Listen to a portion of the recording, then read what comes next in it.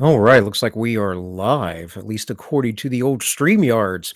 So as this boots up across the internet to the Rumbles, the YouTubes, the uh, Entropy, and DLive, I'm just going to let you guys know real quick that I should be back on the regular streams, and this is going to be a thing on Tuesdays.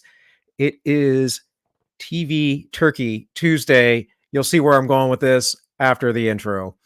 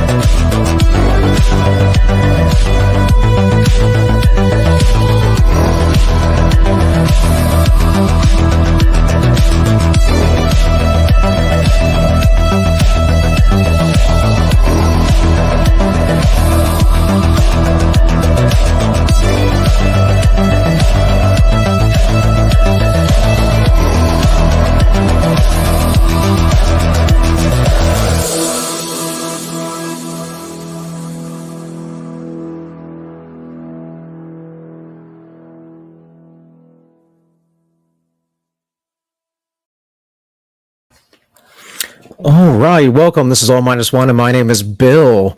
Thanks for joining me for this impromptu stream that I'm going to make regular, I believe. Um, Real quick, as a reminder, I mentioned at the beginning here, we are live on YouTube, DLive, Rumble, and Entropy. And of course, you can donate over on Rumble and Entropy, as well as through PayPal if you wish to do such a thing. It is always greatly appreciated. I believe it or not, put a lot of work into doing this stuff. So it is it is quite gratifying that you all appreciate me enough to provide financial support. It's always something I'm very grateful for. In any case, um, so I think on Tuesdays around dinner time, I'm going to start doing streams. Probably 6 p.m. Eastern. It gives me all day to be with my daughter, take care of her, as well as get the stream together. And something caught my eye today as Shelley realized quite quickly. And being the creative gentleman I am, I had to do something. I was like, you know what? This is a way I can get back into pop culture. The reason why I, I am saying that is because I am doing nothing right now but working, watching my daughter, and carefully studying massive amounts of philosophy that I'm aware of, but re-bringing it all back to my mind. So this morning, last night, even I'm reading up on Descartes and Descartes' error and all this other stuff, and I'm cutting clips from an audio reading of Simulation Simulacrum, as well as Carl Jung's Alchemy and Christianity, and a bunch of other stuff.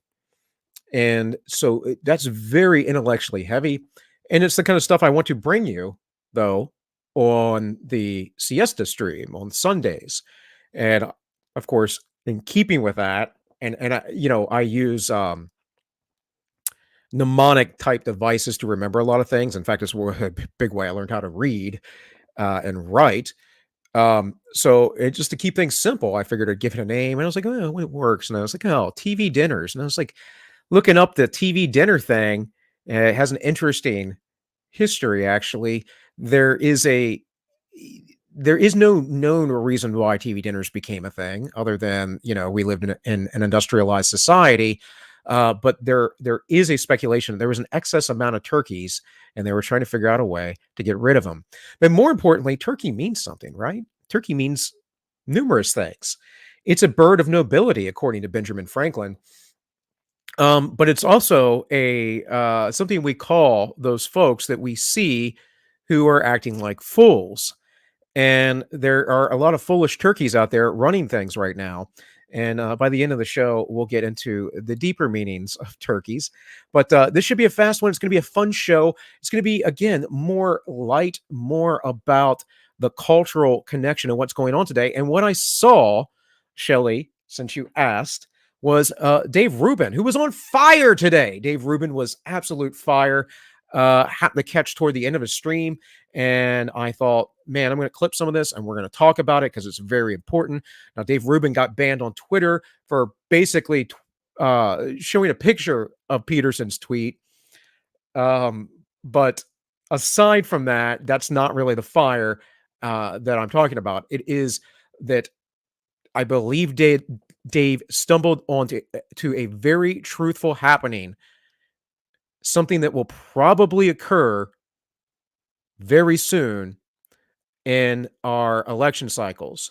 So I'm gonna play this video for you, and we'll stop it in between and whatever. Just to preface it, he is talking about AOC and some things she said about overturning Roe v. Wade. He's going to talk about the power dynamics. When he's talking about this, he's talking about repressive tolerance, of course. Again, you should understand the Marxist own language. But these are the neo-Marxists, right? These are the unprofane Marxists. And of course, again, as all the studying I'm doing, I'm reading James Lindsay's Race Marxism at the moment and taking copious notes and doing all the stuff that I think is really fun. But aside from martial arts, when I'm not being a book nerd. In any case, this is the clip. Here we go. Has any meaning whatsoever. Notice she didn't get into any of the legal arguments that Clarence Thomas made or Samuel Alito made or anyone else made. It's just her feelings about this. She's not happy with his decisions and she should impeach him. Or she should pack the court so that the court can no longer function. So the court will act as a branch of the legislative branch. You understand that? So she is just a complete buffoon, but the media loves it. The media does love it, and the reason why is because they want this oligarchy to be fully set in place. The problem with what's going on right now in the deep state, in the government bureaucracy, and in the greater plans of the global elitists is that America isn't quite on board, and they can't get on board like other nations who their systems actually allow for them to circumvent it far more easy than ours. And I know that might seem incredible given that ours is circumvented so easily so often, but it's not. It's not incredible because they actually, like say in England, they actually have the ability to just rule by monarchy if they really wanted to, right? When you have these parliamentary style systems, they vote in the parties in their prime ministers that they want, which is why we still have Trudeau in Canada, right? And then you get someone like Klaus Schwab bragging about how all the young leaders from the World Economic Forum are all world leaders in power right now, and they're all implementing his top-down plan. And of course, the other day I talked about or I showed you from James Lindsay's new discourses, the Maoist takeover, and so how this is supposed to be a grassroots top, from the bottom up, and a top down from the superstructure, which I was referring to it yesterday, and I mean that in a very specific way, because there is a system set up of bankers and corporations and world leaders and NGOs, and that would be the superstructure that actually runs everything in this world right now. They're the ones that control the global economy. Now, nations still have sovereignty, but there's a lot of stuff that they do to manipulate that. And so again, the United States, with our voting and our switching of candidates all the time and the changing of the laws, and now with a Supreme Court that's actually somewhat upholding constitutional law, they're really freaked out, right? Really freaked out. And they just can't understand why you just won't let them run everything, because the technocrats know it all. They know. Yuval Harari has said it. You're a hackable animal. We know everything we need to know about you. media loves an assault on all of the systems. The media loves watching our institutions burn, and the Democrats love watching the institutions burn, because without a system of checks and balances, if we didn't have a judicial branch that could look at what the legislative branch is doing, and an executive branch that could sign things into laws, and that these things could all fight it out and argue over each other, if we could actually destroy that, if AOC could do what she wants, impeach judges who don't make decisions the way she wants them to, or pack courts so that the branch itself cannot operate as an independent branch of government, but just as sort of this like secondary legislative branch, then what would happen? Well, you'd have one power that would control everything. That's all progressives want. You have to forget the gender nonsense and critical race theory and all of those things. They're important to talk about. They're important to identify. But what does it all lead to? It all leads to their power, more and more power for them. So speaking of power, here's a fake Native American woman named Elizabeth Warren, and she wants to end the filibuster because that would give her more, yeah, you guessed it, power. 2 senators, if we pick up 2 Democratic senators who will help us get rid of the filibuster, which the president has now said he's on board for that, and who will give us Roe versus Wade. 2 senators, and yes, John Fetterman, I am looking at you in Pennsylvania. Yes, Mandela Barnes, I'm looking at you in... Now, look, I don't know why you would listen to a fake Native American woman, a woman who pretended to be Native American so that she could get a job. She is now a hero of the woke, of the progressives. This is a woman who is worth millions, and how much is she worth? Millions and millions of dollars, no doubt. millions and millions of dollars. She constantly is demanding that you send your kids to public school. Worth millions and millions of dollars. So that's an interesting one because I'm gonna pull this up. I'll download it if I need to, but I'm going to try and see if this works through the Chrome tab, and that is to bring in Maz Moore, and there's a video down in here. Hopefully we can hear it. You guys will let me know. If you guys don't know, Maz makes great video memes. In fact, I'm going to show you one Ruben played at the end of his thing, and he has great tweets. Like this right here is Donald Trump telling the Europeans, NATO, that yeah, you guys are doing stupid things like paying Russia for gas and then saying they're an enemy, and then at the same time making the United States flip the bill. But here she is. Y'all let me know how the volume is on this. This socialist millionaire who's nothing more than a sophist as always, and just someone who's greedy and hungry for power, makes up stories, lies. We know she does. She lied about being fired from her job while she was pregnant as a teacher, and no such thing happened. These people have no heart and no soul. We all know this, right? Now, Claire, I tell you, there are so many people who are in this fight for all the right reasons. You know me, did the speech, and then afterwards did a selfie line, and we were there for over an hour. People are coming through, and they're saying thank you, and they're giving hugs and talking about what's important to them. Young woman came up by herself, and she said, I'm a broke college student with a lot of student loan debt. And she said, I checked and I have $6 in the bank. So I just gave $3 to keep you in this fight. That's what we got to do. Now, Claire, I tell you, there's. Okay. So I appreciate that, Ignatius. Oh, you said now it's good? Okay. Well, I'll let it play through one more time with the subtitles up there. Let's see if I can even, I'll bigly it, right? So many people who are in this fight for all the right reasons. You know me, did the speech, and then afterwards did a selfie line, and we were there for over an hour. People are coming through, and they're saying thank you, and they're giving hugs and talking about what's important to them. Young woman came up by herself, and she said, I'm a broke college student with a lot of student loan debt.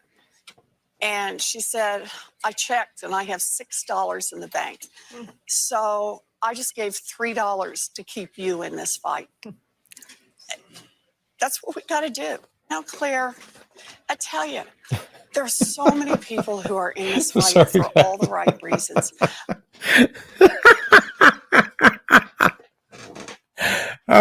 Like, one, that's a contrived story.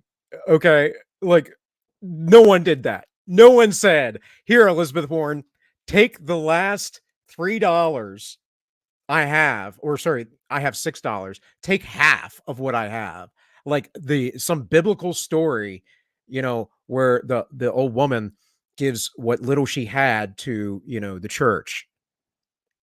No, that didn't happen. But even funnier, of course, is this turkey here. She decided that yeah, I'm going to take the $3 of this woman who has $6. You can't even buy like anything with that. You might be able to get a sandwich. I think right now at Popeyes you can get a spicy chicken sandwich at Popeyes for like $4.50, and so you'd have a buck left over or something after tax. What the hell? This woman's a multi-millionaire. This is absolutely absurd. But hey, whatever. Hello, Tardy and LGBT. Got a Holly. I miss you. We've been estranged for so long, Holly. In any case, let's get back to the Ruben. And Dave's going to keep going, and he's got some good stuff here. Like I said, he was fire today. I liked it. While she sends her kids to private school.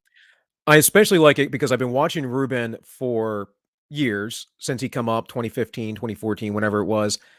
And I've always liked his honesty. Now, I know he was with the Young Turks before that, but I mean, since he's been solo. But I like to see his growth and his journey, and it's very, very amazing to me. And it's seen so many people come out of this fog of the synthetic society and the position of, as I was talking to you yesterday, and we'll expand more upon next Sunday, the last man. And that's an important thing. And we'll get into all that though on the Sunday stream, on the siesta stream. She's a fraud of the highest level whatsoever. She has become worth millions and millions of dollars. Oh, $67 million. She is a socialist communist who is worth $67 million. These people, they don't even hide the fraud. They don't even hide it. It is right in your face. But what she wants is she wants more Democrats so they can crush and destroy the judicial branch. Okay, that is what she is telling you that she wants. And she's not only telling you that fake Native American woman, but Joe Biden is also saying that he would like to do that. The most important thing to be clear about is we have to change, I believe we have to codify Roe v. Wade in the law. And the way to do that is to make sure the Congress votes to do that. And if the filibuster gets in the way, it's like voting rights. It should be, we provide an exception for this, require an exception to the filibuster for this action.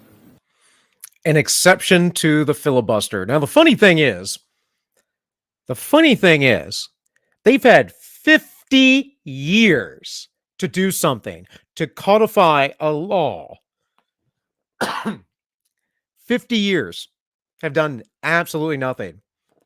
And now it's a big deal, right? And it's always about getting rid of that filibuster. It's always about the repressive tolerance, right? I mean, again, you guys seen it a million times, but I love this video, so I'm going to play it. Because if this were conservatives, it would be January 6th all over again. I just don't even know why there aren't uprisings all over the country, and maybe there will be. People need to start taking to the streets. This is a dictator. You know, there needs to be unrest in the streets for as long as there's unrest in our lives. Enemies of the state. Show me where it says that protests are supposed to be polite and peaceful. Do something about your dad's immigration practices, you feckless. When they go low, we kick them. How do you resist the temptation to run up and wring her neck? The biggest terror threat in this country is white men, most of them radicalized right up to the right. I thought he should have punched him in the face. I said, even if you lost, he insulted your wife. Yes. He came down the escalator and called Mexicans rapists and murderers. He said, well, what do you think I should have done? I said, I think you should have punched him in the face and then gotten out of the race. You would have been a hero. I'd like to punch him in the face. I said if we were in high school, I'd take him behind the gym and beat the hell out of him. Punch some people in the face! When was the last time an actor assassinated a president? They're still going to have to go out and put a bullet in Donald Trump, and that's a fact. Look, as his character is stabbed to death. Where is John Wilkes Booth when you need him? I have thought an awful lot about blowing up the White House. A Missouri state senator is under investigation by the Secret Service after saying she hopes President Trump is assassinated. I will go and take Trump out tonight. And if you see anybody from that cabinet in a restaurant, in a department store, at a gasoline station, you get out and you create a crowd. And you push back on them. And you tell them they're not welcome anymore, anywhere. And sadly, the domestic enemies to our voting system and our honoring our Constitution are right at 1600 Pennsylvania Avenue. They're not going to stop before Election Day in November, and they're not going to stop after Election Day. And that should be, everyone should take note of that on both levels, that this isn't, they're not going to let up, and they should not. If you think we're rallying now, you ain't seen nothing yet.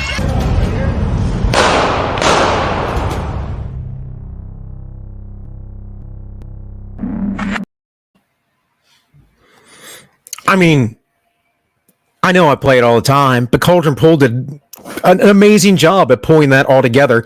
And what have we heard since the overturning of Roe v. Wade. Well, we've heard nothing but the same thing. Yet they act like this. They act like infantile adults. They act like little children throwing tantrums because it's always about getting their way. It's always about their power. And I would remind you again of the government speech that Joe Biden gave. The Constitution opens with the words as trite as it sounds, we the people. Well, it's time to remember that we the people are the government, you and I, not some force in a distant capital, not some powerful force that we have no control over. It's us. It's we the people.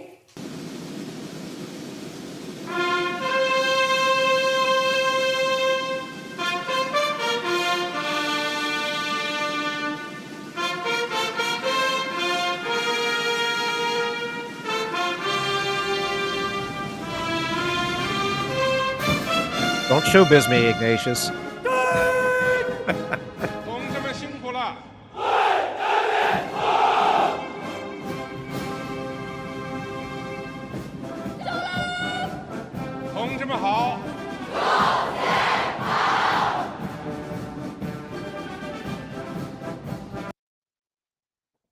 Oh man, I don't know if you guys can see that one guy like straight in the middle there where it like V's off. He was looking not in sync with everyone else. Guess he's gonna have to get gulagged. Anyways, yeah, this is simply what it is on its face. Joe Biden says, not in some distant thing, not in some far off land. Dude, you're not connected to the people. You never have been. All right. The most connected you ever were to the people was when you were hanging out with Dixiecrats. And we know that that is the real you. I'm pretty certain of it. And I just remembered I wanted to pull something up. I'll get it up. It won't be that big of a deal for me to find. But yeah, this is the establishment, which is the majority of the government, the majority of the people that are in these comfortable jobs, that are in these comfortable positions. And it's the pointer, the idea of, well, I'm not going to give up. I'm not going to change my mind because things have always been this way. That's part of it. The other part of it is it's just pure comfort in where they're at. They're being hooked up, right? This again goes to Nietzsche's Last Man. But let's keep going with the Rubin video. I'm going to look up what I wanted to show you guys because it goes along the lines of all of this and the corruption in our governments.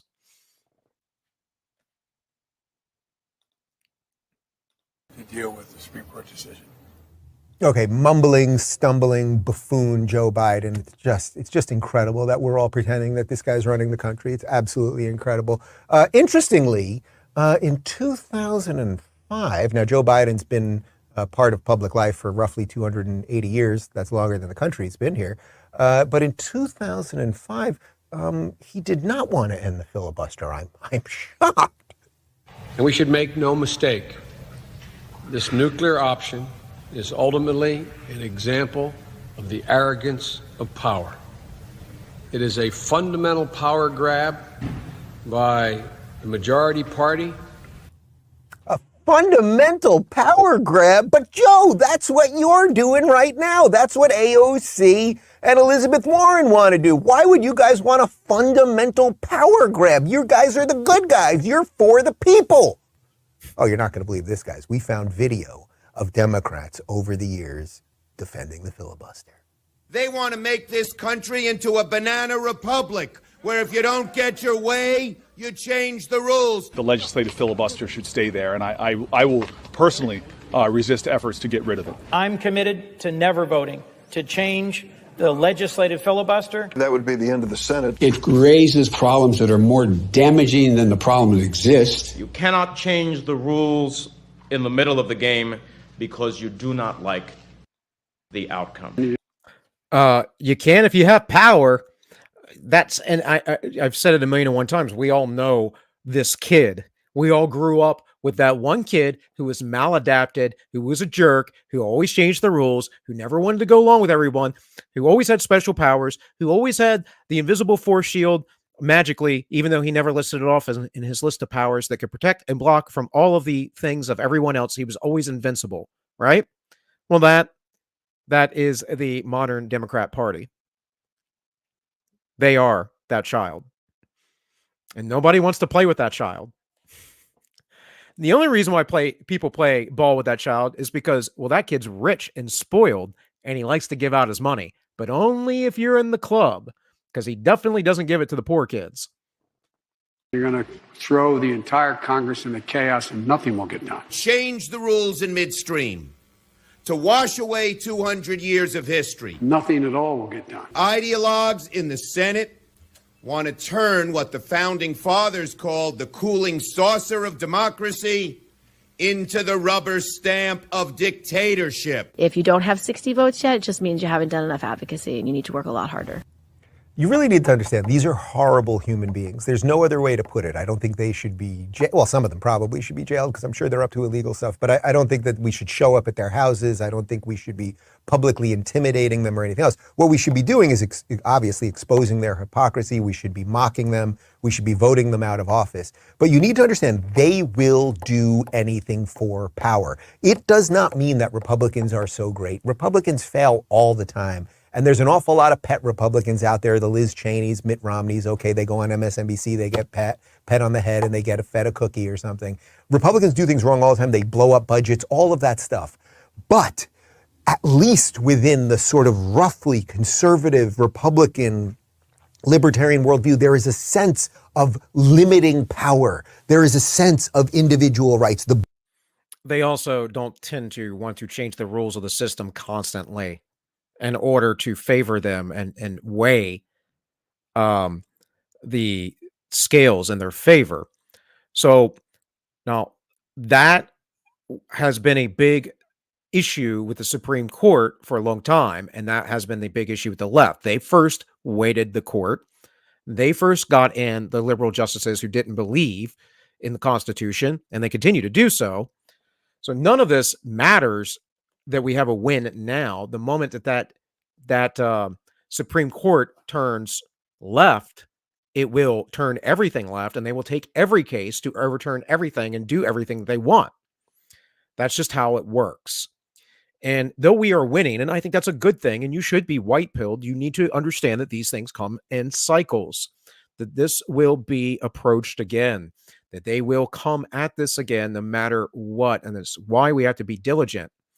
Now, not today, but later on in the week, I'm going to give you some perspectives and philosophical strategies and understandings to perhaps navigate this or to perhaps help educate your friends and whatever else. But today's turkey time, man. Today's turkey time. So we're going to keep watching Dave. You got about halfway through what I've clipped here. And I got a few more videos for you. And then I'm going to get out of here. It's not going to be a long show. But man, where he goes with this, I think he's right. And so let's just keep watching. Basic quest there on that right side of the aisle is we all are different. We want to limit power to some degree. They may fail at it most of the time, but at least there is a guiding principle there somewhere, right? And the government should not do everything. These people want the government to do every freaking thing possible, and it's because they're in power and they don't want to give up that power. It's almost as if they have some sort of liberal new world order that they're protecting at all costs. Well, what do you say to those families who say, listen, we can't afford to pay $4.85 a gallon for months, if not years. This is just not sustainable. Well, what you heard from the president today was a clear articulation of the stakes. This is about the future of the liberal world order, and we have to stand firm. What? Okay, now that's Biden's economic advisor, who, of course, happens to be a former BlackRock executive. Surprise, surprise. I know it's wild the way these people bounce around in these things. By the way, I mentioned Sunday about I keep getting flyers and phone calls or texts from people trying to buy my house. Actually, they keep calling me. They keep texting me thinking my ex-wife's house. That we're still together, I guess. I don't know. It's been a long time. It's been a very long time. It's been 11 years. So, but whatever. Excuse me. But they did send me something in the mail, and I mentioned it was probably affiliated with BlackRock. But we don't, again, all these people are in bed together. We don't need to even hear it from them. We have it from Joe Biden. We are at an inflection point, I believe, in the world economy. Not just the world economy, in the world. It occurs every 3 or 4 generations. As one of the top military people said to me in a secure meeting the other day, 60 million people died between 1900 and 1946. And since then, we established a liberal world order, and that hadn't happened in a long while. A lot of people dying, but nowhere near the chaos. And now is a time when things are shifting. There's going to be a new world order out there, and we've got to lead it. We've got to unite the rest of the free world. Now, this kind of goes into the idea of the monopolar society where there's one world power.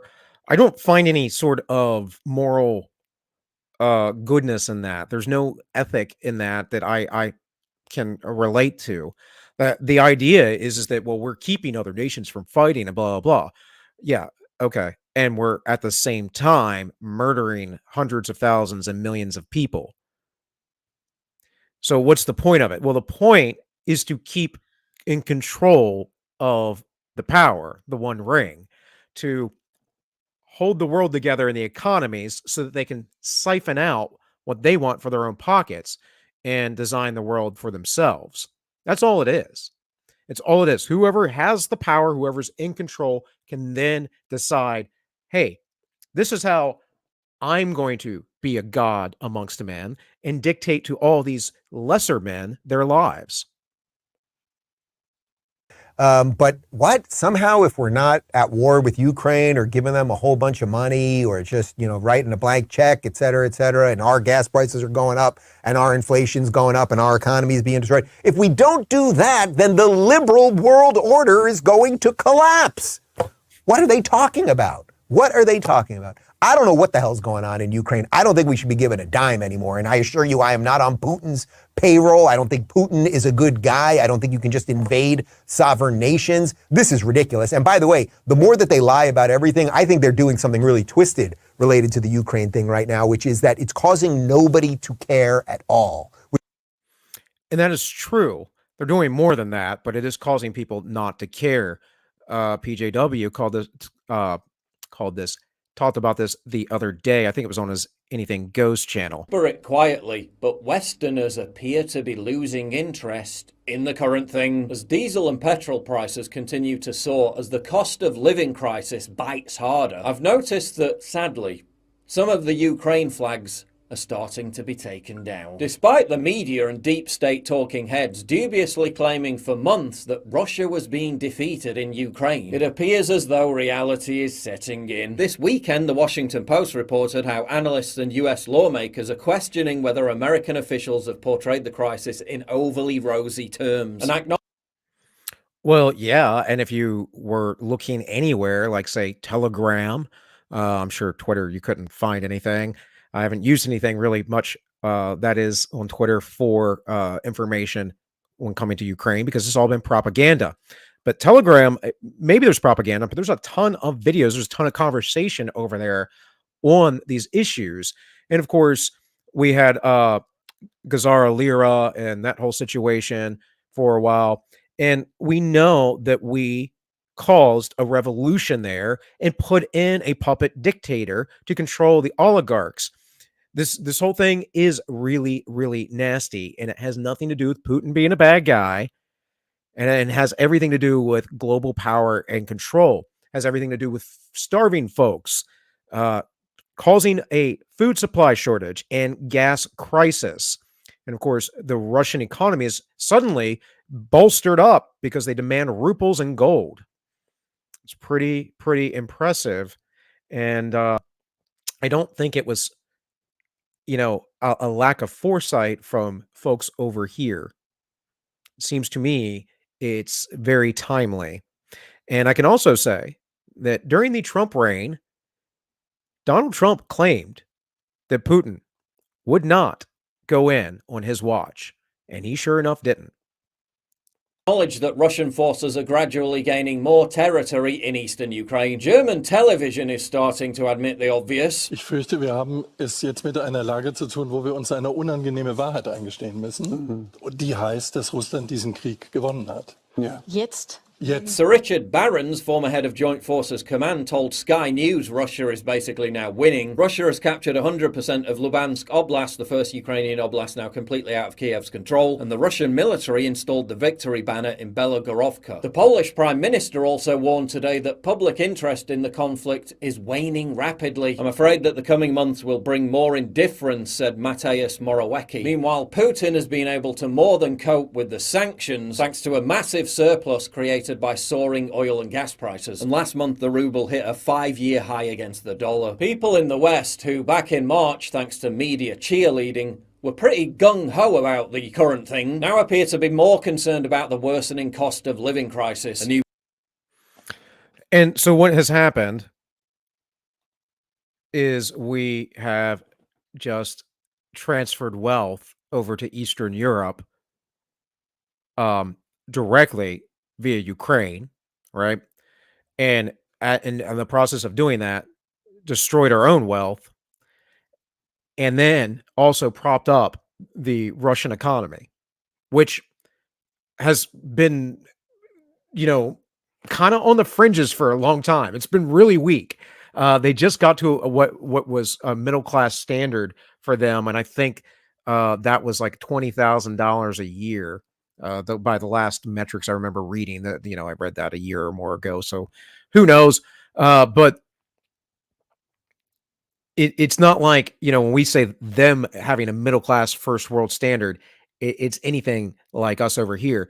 But the difference is between someone having $20,000 a year over there goes a lot further, and then on top of that, the people who are wealthier, the much higher upper middle class, the people making six figures, well, that's exploding as well. So they're kind of getting themselves on track. And interestingly, China's got its own issues with, we'll talk about some of that stuff another time, but with their population and some of their aging infrastructure and whatever else. But it's hard to say. I am still very concerned about China and Chinese moves and war. But what I think is really probably going to happen is the global order. And Matt made a interesting point here over on the Entropy chat, and that is the centralized globalism, because that's really the point of it. The point isn't to have any one country in charge. The point is to have the collection of nations at the UN decide everything. And of course, that's run by a bunch of commies who are also scam artists. If you look into the corruption of the UN, you will find out that there have been millions and millions, hundreds of millions of dollars stolen for personal purposes from the UN that was supposed to go to aid to other countries. It's pretty gross. But, I mean, you're always going to find corruption with these people because they're all insane. Not all of them. I mean, there's a few good ones out there, but for the most part, the ones that you know about, the names that the ones that are at the top, they're all psychopaths. Which is why I don't really cover it on the show. Nobody really cares. I care about the human suffering, and I actually know a few people who've had to flee Ukraine, and I'm doing some things on the side to help at least 2 people. But nobody cares because everyone thinks everything that comes out of this administration is nonsense. No one thinks giving them $40 billion unaccounted for. But what? We have to do it to defend the new world order of Joe Biden and these people? Well, then that's not a liberal world order that I want to defend. And I'm the freaking guy who wrote the book on classical liberalism. But the Democrats... You wrote a book, Dave. I like Dave. Dave's a nice guy. Dave was very nice to me in the brief moments that I met him. But I've been watching him for a while. Like I said, I don't watch him all the time, but yeah, you didn't write the book on classical liberalism. That's like classical liberalism is a thought, a school of thought that it's like 200. Well, it's more like 400 years old, but really got defined very well about 200 years ago. and about the time that the United States came together, that kind of thing. So, yeah. Anyways. Sort of do want to get rid of Joe Biden. That's become obvious. They realize this thing is untenable, that at some point his brain is going to explode or his eye is going to pop out of his head or he'll just fall and break the hip and whatever it is. So now, sadly, people, I have to talk about California for a second. And yes, I will put some money in the jar. Oh, and I want to make an official statement. I want to make an official statement about the California money jar. So, when I started this, when I got to Florida, the original idea was I was going to help fund somebody escaping Cali, a sane person, and moving here to Florida. And then a few months ago, a bunch of people were like, Dave, forget that. We don't need more people here. We should fund a Democrat to leave Florida and go to California. And I kind of like that idea. But I think I've officially decided this is to help someone escape. More than getting rid of someone here. It's like Florida's going to be fine, but I do want to help somebody escape. I will select someone from locals and we're going to give them a couple $1,000 at the end of the year and help you escape California. That's the official way we're going to go about doing this thing. And I'm going to put in another $5 right now to do that. But the reason I have to talk about California is because California is run by a man who was in the movie American Psycho named Gavin Newsom. Yeah. And it here is really what I wanted you guys to see, because I think Dave is right here if you haven't seen this clip yet. His wife is Jen Siebel Newsom, and if her husband didn't kill enough people in American Psycho, she's very excited to welcome all of the nation's women to come to California to kill their babies. I mean, the whole thing is crazy. What is your message to the young woman in another state who is really scared right now? Yeah, come to California. I mean, I want them to know that we see them, we hear them, we're here for them, we recognize their value. Come to California. We see you, we hear you. We're going to take these forceps and jam them up your vagina and pull out this 7-month baby, and it'll cry for just a second, and then we'll crush its skull and we'll pay for it, and maybe I'll take you out to lunch. We could have mimosas. It would be really great. We'll get an abortion and a mimosa, and then we'll send you back to your red state. Ugh, you freaks. Well, here's her husband. Before we get into that, real quick, you guys should really, really look into some of the things that old Margaret Sanger has said in the past. And they're quite disturbing. Let's see. She says, but from my view, I believe that there should be no more babies. Because she was a eugenicist. She only believed the elite should breed. And the left is still eugenicist. The most merciful thing that the large family does to one of its infant members is to kill it. Yeah, no. I don't know if you guys are aware, we're on the brink of a population collapse. Like, really, really, really important here. It's not just the United States. It is everywhere in the world. And there's going to be a lot of suffering because of it. We don't want the world to go out we don't want the word to go out that we want to exterminate the Negro population. This is actually in a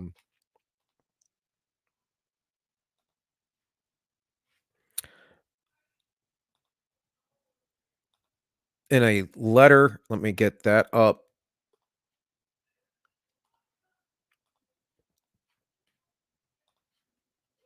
You have it here from December 10th, 1939. And Margaret Sanger is talking to some fellow at a clinic, and they got a black doctor, and she was happy about that because the black people were going to trust them more with a black doctor. And she says, throughout this, that we don't want the word to go out. See, it says that they respect white doctors, this, and that, but they want to get this black doctor.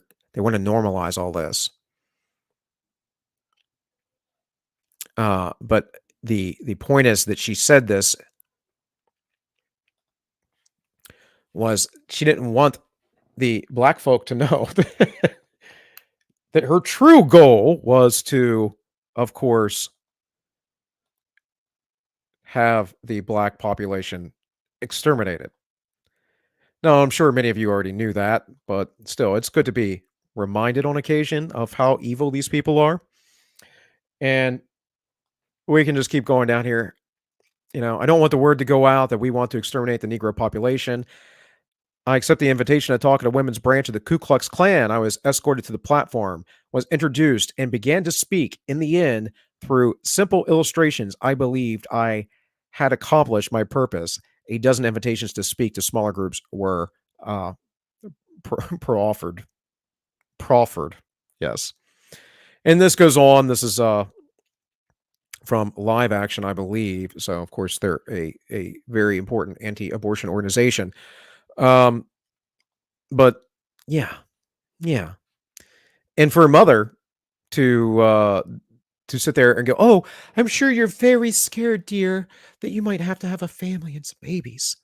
We'll let you kill the baby here. We'll fly you out." It's pretty gross. And then there was this. Who is one of the most evil people on planet Earth. I would put Justin Trudeau up there. I would put, who else? Who are the really evil people right now? Forget the AOCs, but you got the Justin Trudeau. Is Hitler still around? Hitler's gone. Well, you got the Trudeau, you got the Hitler, and here's Gavin Newsom. It's Independence Day, so let's talk about what's going on in America. Freedom, it's under attack in your state. Your Republican leaders, they're banning books, making it harder to vote, restricting speech in classrooms, even criminalizing women and doctors. I urge all of you living in Florida to join the fight. Or join us in California, where we still believe in freedom. Freedom of speech, freedom to choose, freedom from hate, and the freedom to love. Don't let them take your freedom. Paid for by Newsom for California Governor. Now, this is the place that was locked down forever that, will lock you up for stopping, let's say, a heroin addict or something from shooting up in front of your store or from people robbing you. Or burning down your neighborhood even. Yeah. They love their freedom. Tim Pool pointed out on his 4:00 segment that they were the ones who went out to a guy paddle boarding all by himself in the ocean and arrested him. Used manpower? Who knows how much it cost? Boats, all kinds of stuff to get this guy out of the water during the pandemic. Sorry, excuse me, during the lockdowns, because not so sure about that P word. But yeah. Okay, so let's be clear about something. Gavin Newsom is running for president. He's running for president in 2024. Mark this down, date this thing. Obviously, they're getting rid of Biden and they're going to push Newsom out there. He is an evil piece of shit, motherfucker, dirtbag. Did I get that right? Yeah, thank you. Yes, he's a horrible human being. Right. His wife is a horrible human being. Everything he said right there is a complete 180 of truth. I don't know how you can describe people who lie as the driving force in their lives. I don't know. Power-hungry psychotics. Here's the thing. Our society has so many synthesized people in it that they will believe that Newsom is actually promoting freedom. If you remember, they campaigned against Ron DeSantis in Florida by calling it the Forever Purge. I wish I had that pulled up right now. But yeah, where, you're going to go to Florida, you might die of coronavirus. You might die with a 0.03% chance. You might die. You have just about as much chance of dying any other day as well, my friend. I promise you. All kinds of stuff can kill you out there. The world is not completely safe, even in our society. But yeah, it's really, it's part of, I say, the synthetic society as I've been formulating, but it's also our schizophrenia. We have a schizophrenic society, a society that, well, let's look at what schizophrenia actually means. It's a broad term range of more or less severe mental disorders involving a breakdown of the relationship between through emotions and action, literally a splitting of the mind. Now, if you aren't aware, there is a thing called psychological splitting. That's what borderline people do. So they make everything very black and white.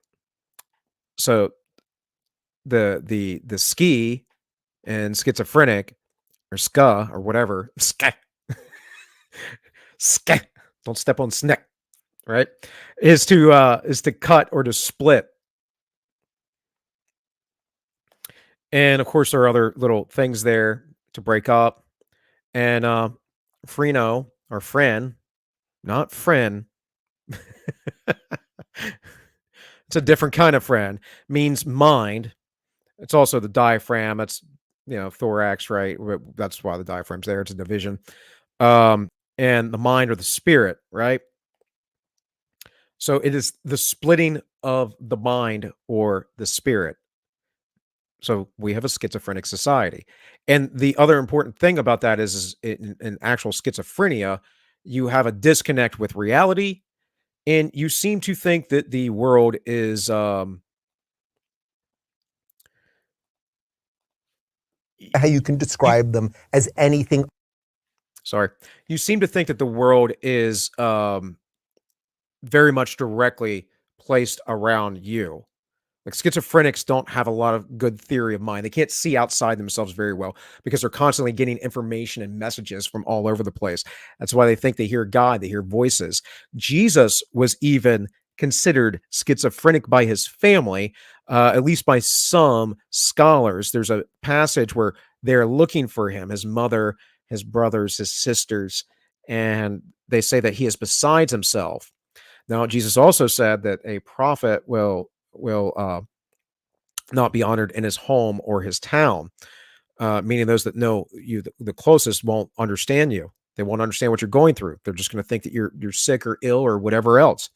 But when they said that he was beside himself, that was what they were saying is not that he was upset, as we use that terminology today, but that he might have had schizophrenia. He was hearing voices. He was seeing visions, hallucinations. Very much similar to what people go through when they are detoxing from alcohol, actually. It looks very similar. The difference is they're in a dream state, but you might call schizophrenia a constant state of dreaming. And, if you're searching for a utopia, you might be in a constant dream state. So, yes, I believe that there will be some people that actually believe that campaign ad from Gavin Newsom. I mean, they picked Gavin Newsom over Larry Elder, for God's sakes.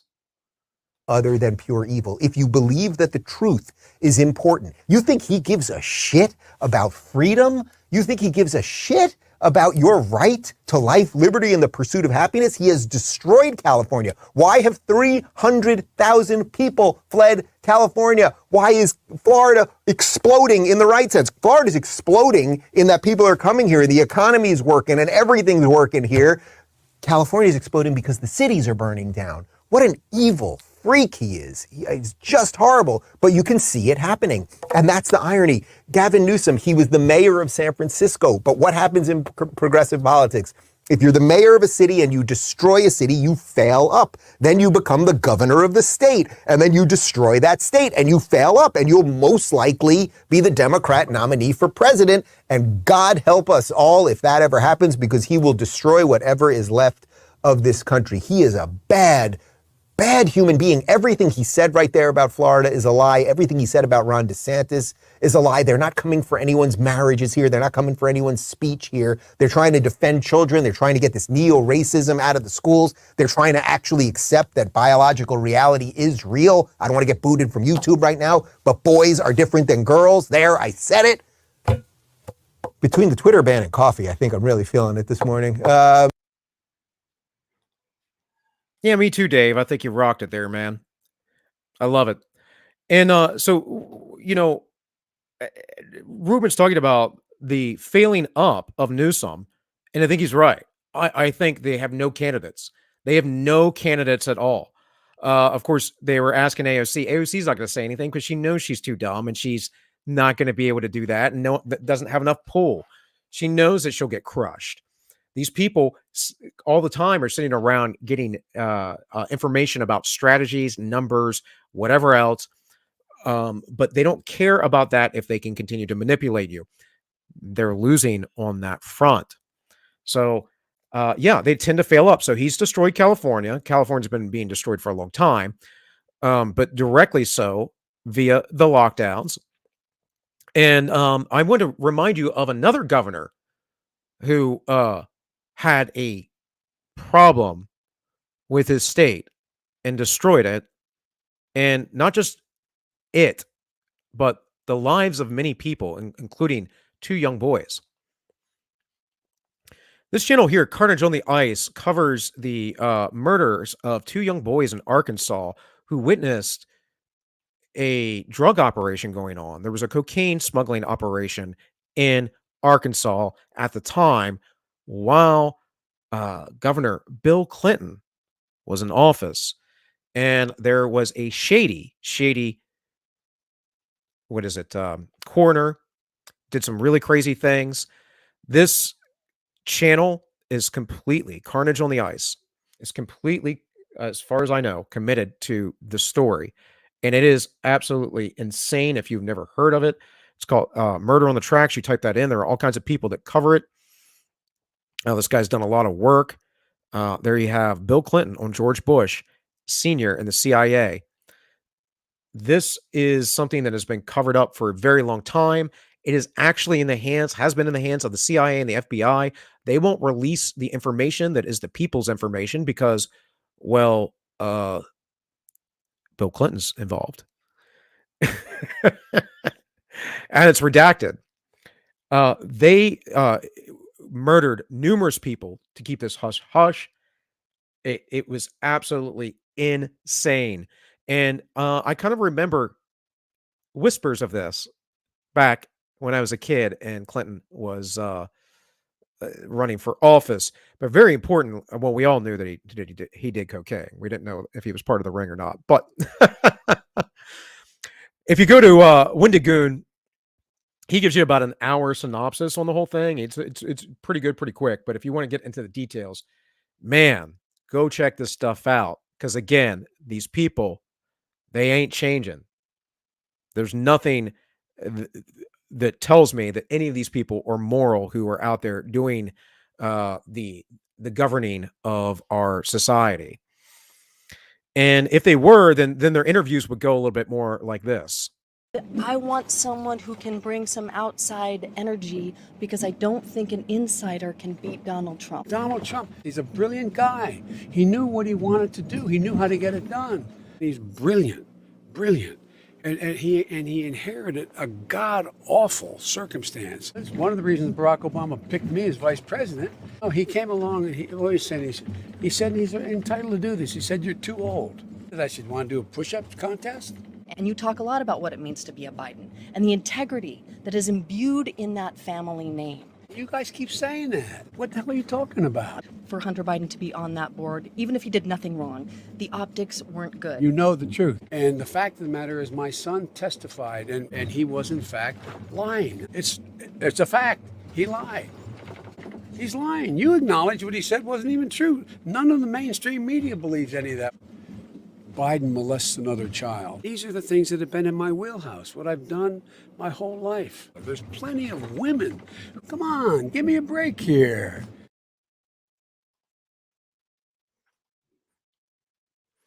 Well, over the Entropy chat, I had a comment. My left, my right.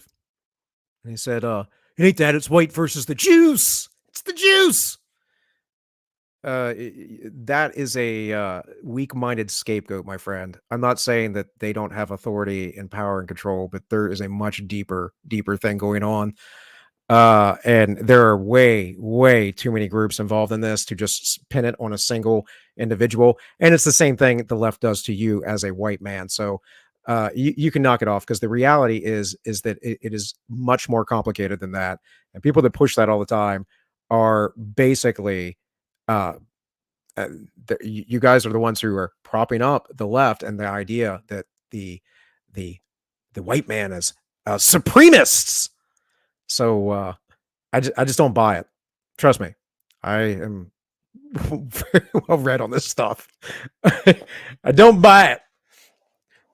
Now, again, I'm not going to say that they don't control large portions of banking or media. That's true, but it's always secular. It goes back, and it's not even. They're really not even secular. It goes back to the conception of the two kingdoms that I often talk about.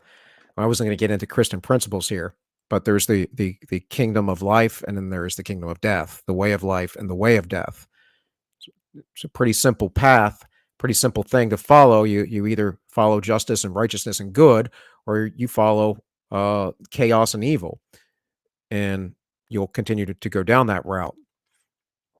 And so the people that are running our nations, I would certainly believe are, Molech worshiping pedophiles and stuff. I don't disagree with that, but I'm not going to blame a singular racial ethnic group. It's just not. It's an absurd notion when there are people all over the world who aren't related to that ethnic group pushing the same idea. So that's my 2 cents on that. And speaking of which, let's that Joe Biden clip is pretty good. That was from Masmore. Because if they did speak the truth, they would talk that way, right? But of course, we have other degenerates in our government. Ignatius, you kind of showboated me earlier with this comment, but showbiz me. I mean, not showboated. I'm very tired, guys. I didn't get a lot of sleep last night, but I still managed to get the show together, so that's fun. Take a look at this video right and here. tell me who you think this person is.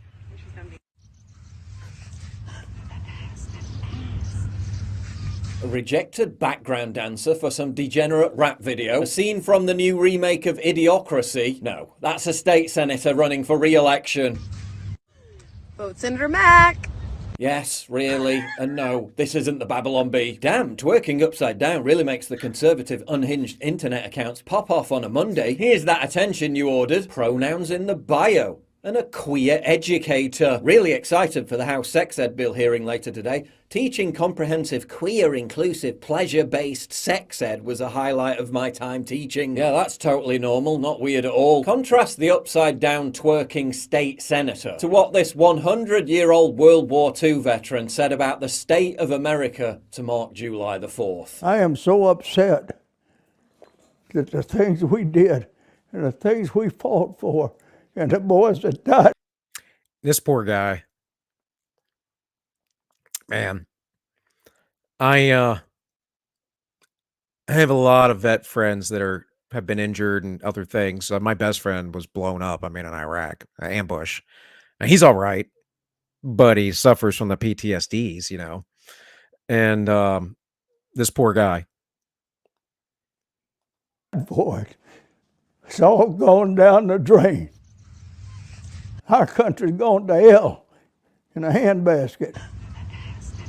That's not what our boys, that's not what they died for.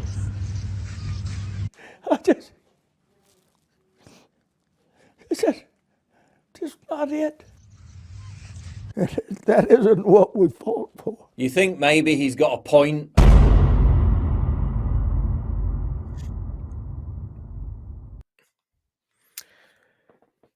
Yeah. Sorry to have done that. I caught off guard on Twitter. Oh no, you're fine, Ignatius. I don't care. I don't care at all. I thought it was funny you mentioned it because I had it pulled up, and I wanted to bring it up because I caught that today. I would have some. I actually would have better clips today, but again, been busy. Came up with the idea to run the show. I'm going to try and stream more, so I want to keep Tuesdays on politics. I'm going to take Thursdays going to be theology. Sunday, the siesta stream will be the philosophical, epistemological kind of more stuff and my greater philosophical perspective in the book I'm writing about the synthetic society. So you're going to get all that, and you're going to get, what is going on in my mind that I'm laying out here. And the only way to do all of those things at once is to compartmentalize them. So, Tuesdays, the TV Turkey Tuesday. And then Thursday will be Theological Thursdays, and then we have the Sunday Siesta stream. It keeps it nice and easy. I like alliteration. So and the helps me too, because I'm so bad with schedules, because I have so many other things going on in my mind all the time. But yeah, I mean, it's kind of like something like this is the reality of our world right now, right? What's up, dog? What's up? I don't know. You just seem like you got a lot of information and knowledge. I got a few things. I can tell you this. Everything that's going on, both politically, globally, is all planned. Thank you, bro. I appreciate it. Have a good one, dude. Right, Thank you. But look, man, I'm not like the biggest fan of David Icke or anything, but listen to this little clip from David Icke all the way back in 1998, I think it was. Across the millennium years is crunch time in this whole agenda, crunch time for the human race. This is the time when this network of interbreeding bloodlines wants to bring in its global fascist structure of a world government to which nation states would be administrative units, of a world central bank and a world currency, a currency that wouldn't be cash, it would be merely electronic, for which there are fundamental implications for human freedom. And also the world army, which is designed to be NATO, expanding and expanding as it is now, of course, to become the fully fledged world army, world police force. And underpinning that little lot is designed to be a microchip population, in which we are microchipped with our financial details, our medical details, etc., etc. And that would allow not only electronic tagging, people knowing where we are all the time, it would allow the external manipulation through this electronic means of our mental and emotional processes. This will happen unless the human race wakes up and wakes up fast. And to do that, we need to understand what's really going on. And to let people know that, we've got to stop beating about the bush, stop pulling punches, stop pussyfooting around, keeping information from people, oh my goodness, how will they react, and just say, this is going on, take it or leave it, make of it what you will, but this is what's going on. Yeah, and I mean, all kinds of people were talking about that then, and through the early 2000s. A lot of it kind of faded away. Of course, I was just telling, I'm sorry, but James over on the Entropy, I was always more of a fan of Bill Cooper. I think Bill Cooper's Mystery Babylon series is probably one of the best things that anyone can listen to if they wanted to start understand the occult aspects behind all of this. And the interesting thing that I'm going to try and portray to you guys over the coming weeks, probably over the course of the summer till the book's done, is that these occult aspects represent bigger things. So you have to look at this through like a Jungian lens, Jungian psychology, and the archetypal symbols and the deeper meanings behind them, and how that they are directed in different ways. So one way, again, is a manner in which it bolsters up gnosis and the self and humanism and the utopia. And the other way, it bolsters up God, which focuses back on the inner man. And we're specifically going to talk about this Sunday. Although I need to finish with you all in explaining the importance of the last man. So my apologies. I streamed 4 hours and I still couldn't get to it, but you know me. I'm from the South. I like to ramble. In any case, lastly, before I get out of here, we carry microchips in our back pocket. That's right, Holly. That is right. I'm telling you guys, you're a cyborg. You don't even know it. During COVID, lots of stores started to use debit credit only, as it's safer. Pushing people away. Yep. It played out quietly, but it played out nonetheless. So, talking about symbology and all that stuff, symbolism. So symbolism is in case you guys don't know, symbology is actually a word. It's the study of symbols. Symbolism is what the symbols represent, right? And I just found this little article that was interesting. What is my spirit animal?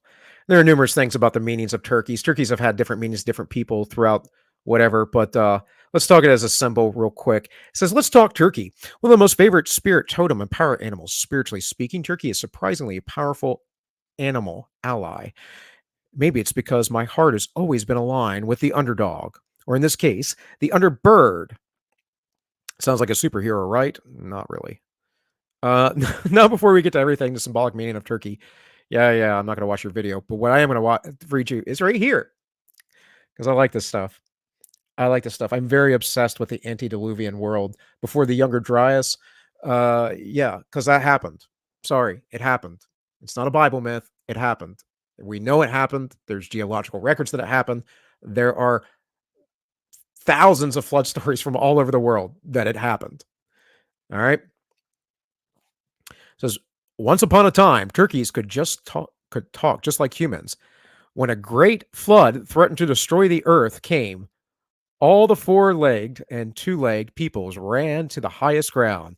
Each tried to carry something the world would need for when the flood subsided. The turkey helped everybody get their way to safety and was the last creature to flee. Nobody saw that turkey also stashed hundreds of vegetables and flower seeds and pods within its feathers, wisely knowing all vegetation would need to be replanted so the world could eat. But carrying so many seeds had weighed the turkey down, and it couldn't run fast. Guys, if you're new, just fair warning, I am dyslexic. Readings, and when I'm tired, it's really bad. So reading's not always the my strong suit. Reading aloud, especially. I've tried to transition away from doing that more and more because it keeps the show flowing better. Wisely knowing all vegetation would, I read that. The waters caught up to it, and the turkey began to drown. The turkey screamed for help. The people who saw the turkey thought it wasn't carrying anything. They yelled at the bird that it only cared about saving itself and was so selfish it deserved to die. The turkey kept on swimming as hard and as fast as it could, craning its neck further and further to stay above the water. Finally exhausted and covered with mud and debris, the turkey made it to the top. The people surrounding the turkey still accused it of it only being out for number one instead of pitching in as the rest of them had. With that little energy it still had, the turkey stumbled to a standing position and shook its feathers. The vegetable flower, seed, and pods cascaded from under the turkey's feathers.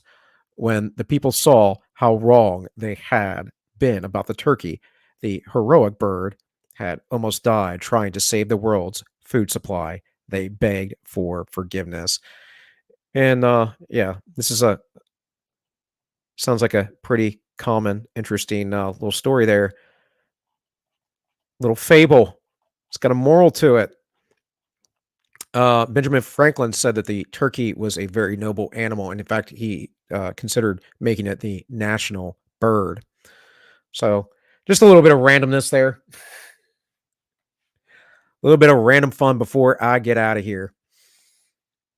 I appreciate y'all being here, though. Thank you very much. Thank you very much for joining over here on Entropy. I don't have anyone on Rumble, but that's okay. I don't have the DLive up to check, but I don't generally do anymore.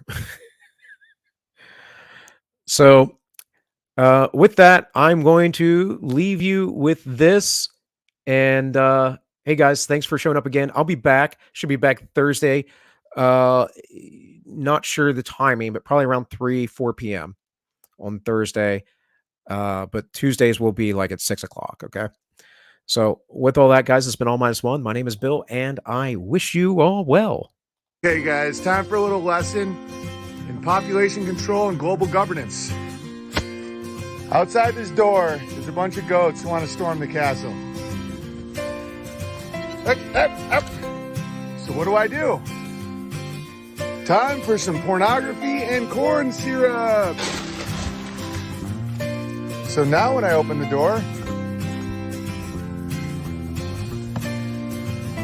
and now I get to pick them off one by one.